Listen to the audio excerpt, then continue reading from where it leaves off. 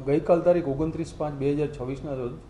Rajkot city university પોસ્ટે વિસ્તારમાં Raiya telephone exchange પાસે આવેલ શિવાલિક એપાર્ટમેન્ટમાં એક મહિલાની હત્યાનો ગંભીર બનાવ બનેલ હતો અને આ હત્યામાં મૃતકના પતિ અલ્તાફભાઈ લાલાણી દ્વારા જ હથોડીના ઘા મારીને તેની હત્યા કરવાનું અને હકીકત સામે આવેલ હતી અને બનાવ સ્થળેથી જ આ આરોપી ફરાર થઈ ગયેલો હતો.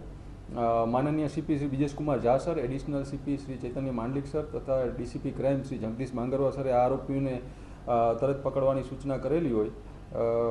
જેના અનુસંધાને રાજકોટ સિટી ક્રાઇમ બ્રાન્ચની અલગ અલગ ટીમો આ આરોપીને પકડવા માટે સતત પ્રયત્નશીલ હતી. ત્યારબાદ ટેકનિકલ સર્વેલન્સ તથા હ્યુમન ઇન્ટેલિજન્સની મદદથી આ આરોપીને જૂનાગઢના વંથલી ટોલ નાકા પાસેથી પકડવામાં સફળતા મળેલ છે અને હાલ આ આરોપીને યુનિવર્સિટી પોસ્ટે સોંપી અને ત્યાં જ વધુ તપાસ તજવીજ. આ આરોપી દ્વારા પ્રાથમિક તપાસમાં એવું જણાવવામાં આવેલ છે કે તેને એવી શંકા હતી કે તેની પત્નીનો કોઈ સાથે એવો સંબંધ છે અને તેમ બંનેના વારંવાર આ બાબતે ઘર કંકાસ અને ઝઘડા થતા હતા અને આ ઝઘડાના લીધે જ તેને આ કૃત્ય કરેલું આવવાનું એને કહેવામાં આવે છે.